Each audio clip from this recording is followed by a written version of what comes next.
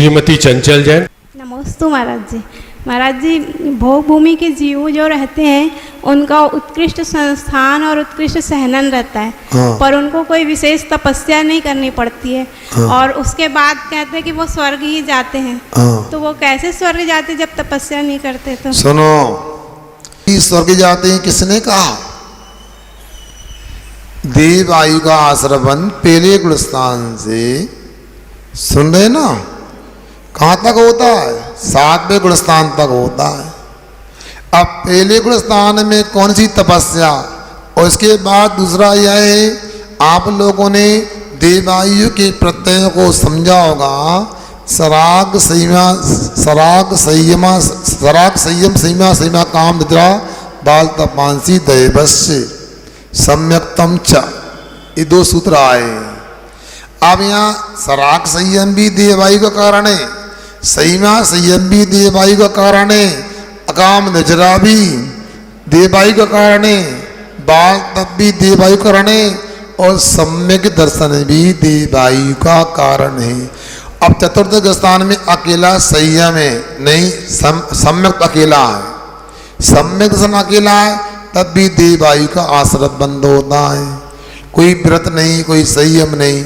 इसलिए वहाँ भोग भूमि में भले ही संयम नहीं है, मगर मंद कषाय होने से नियम है कि भोग भूमि के जीव देवायु का ही आश्रय बंद करते हैं और प्रथम द्वितीय स्वर्ग तक उत्पन्न हुआ करते हैं, ऐसा जानना चाहिए। महाराज जी, एक प्रश्न और था। जैसे मेंढक की पर्याय में भी उनका सम्यक दर्शन बना रहा, तो क्या जैसे हम लोग अभी इस जन्म में कुछ कर रहे हैं तो अगले जन्म में भी इसका असर रहेगा? मेंढक की पर्याय में सम्यक दर्शन बना रहा, ऐसा नहीं कहा जा रहा, संस्कार बने रहे।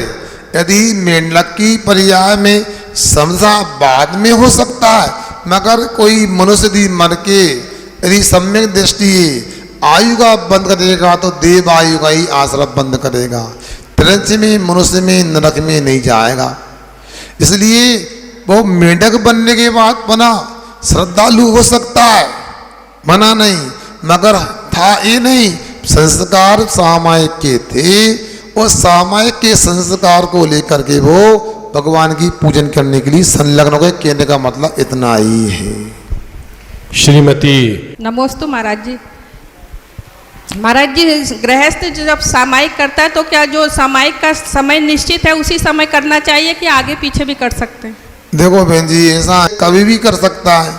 दूसरी प्रतिमा वाले को भी सामायिक शिक्षा व्रत है, वो कम ज़्यादा कर लेता है, 3 समय न करके 2 समय भी करता है, 1 समय भी करता है, 48 मिनट लगा कर कम भी करता है, तो उसके लिए निषेध नहीं है।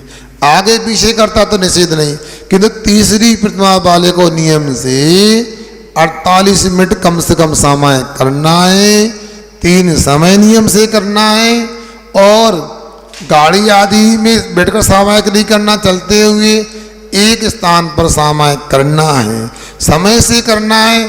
किंतु मुनिराज को आहार आदि के कारण, विधान आदि के निमित्त से कभी विलंब हो जाता है तो वो उसके लिए निषिद्ध नहीं, मगर ऐसा नहीं कि दुकान पे ग्राहक जैसी सामायिक 2 घंटा बाद करें, ऐसा नहीं चल सकता।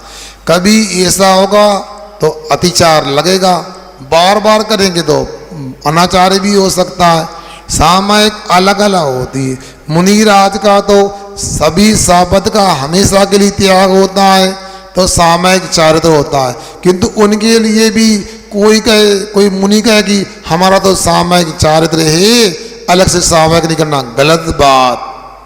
जब तीसरी प्रतिमा वाले को 3 बार सामायिक 48 मिनट सामायिक करने का नियम है, तो मुनि को तो करना ही चाहिए। मुनि को ही नहीं, उपाध्याय और आचार्य परमेष्ठी को भी सामायिक करना चाहिए। और इतना ही नहीं, आचार्य परमेष्ठी को तो ये कहा, उनके भी 6 आवश्यक बताए आचार्य परमेष्ठी के, और मुनि के भी 6 आवश्यक बताए, दोनों में सामायिक है। मगर अंतर यह है, मुनि की सामायिक मुनि स्वयं करते हैं, और स्वयं करने की अपेक्षा से उनका सामायिक आवश्यक है, मूल गुण है।